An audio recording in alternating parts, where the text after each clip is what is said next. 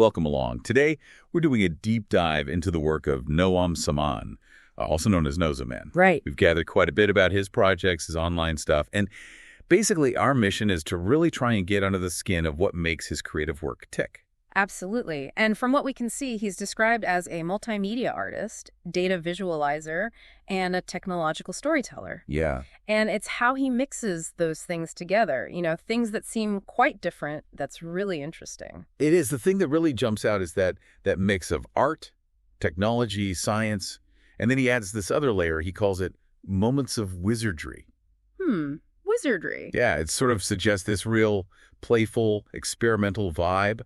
And just the range of his work. I mean, video projections, album covers, street art, children's books even. It feels like someone who doesn't really see limits between creative fields. And he says as much himself, calls himself an artist exploring the creative crossroads of technology, science, and storytelling. Right, the crossroads. Yeah, and he invites people to step into worlds where imagination leads. That idea, the creative crossroads, it feels spot on. Like he's actively looking for those places where different things meet and spark something new.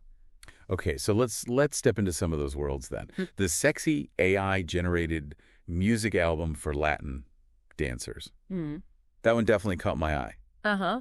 It's an interesting combination, right? AI making kazamba beats, but then mixed with a human DJ, Danny Ketz. The description calls it a musical invitation to surrender to the dance floor's magnetic embrace. What's really fascinating there, I think, isn't just, using AI for music. It's how deliberately it's paired with a human touch and a very specific dance style. Yeah. It makes you wonder about how the role of the artist is changing. Are they becoming more like curators or collaborators with these AI tools? What does that kind of partnership actually bring to music, which is usually so human-driven? That's a really good question. Then you got something quite different. Yeah. The Monky Monk Street art stickers. Described as whimsical characters, whispering playful stories from urban jungles. And they pop up as, like, vibrant stickers and unexpected smiles. It's like taking digital fun and just planting it in the physical world. Exactly. It really shows how storytelling can, show up in unexpected places, different environments. Even just a sticker can create this little moment, a connection, or spark a tiny story for someone. It's that mix of street arts, like immediacy with a sort of digital charm. Okay, shifting back to digital. His Web3 community-owned Story World and Game.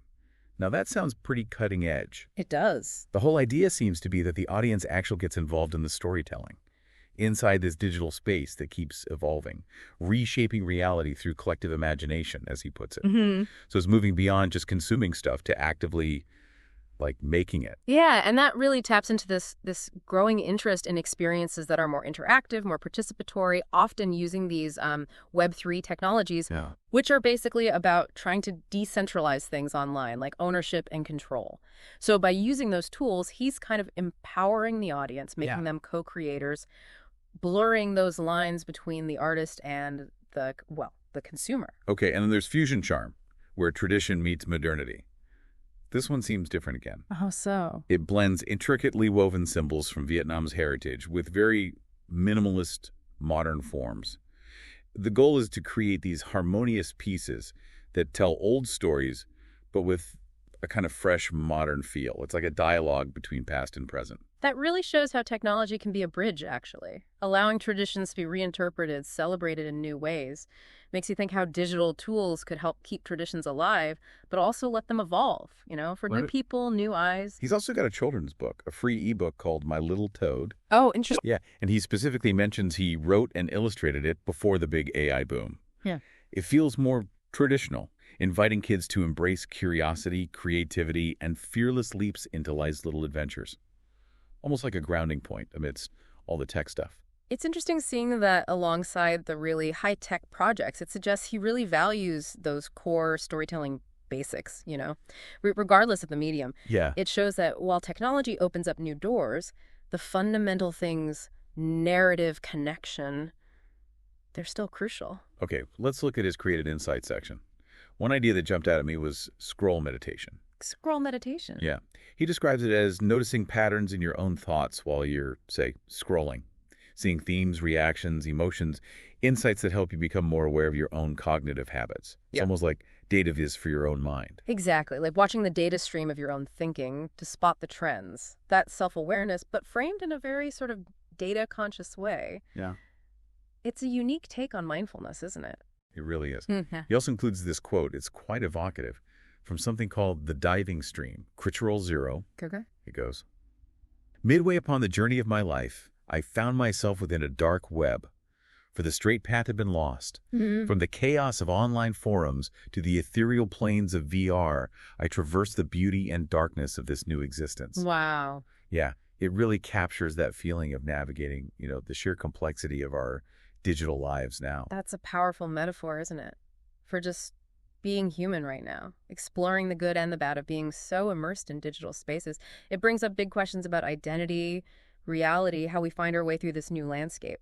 So when you put it all together, what we're seeing with Noam Sa-Man is this really impressive ability to bring different worlds together. Art, technology, science, and that wizardry element he talks about. He's not just like using tech as a simple tool. He's really digging into its creative possibilities in some very imaginative ways. Absolutely. He really embodies that spirit of experimentation, always pushing at the edges of what you can do, where these fields meet.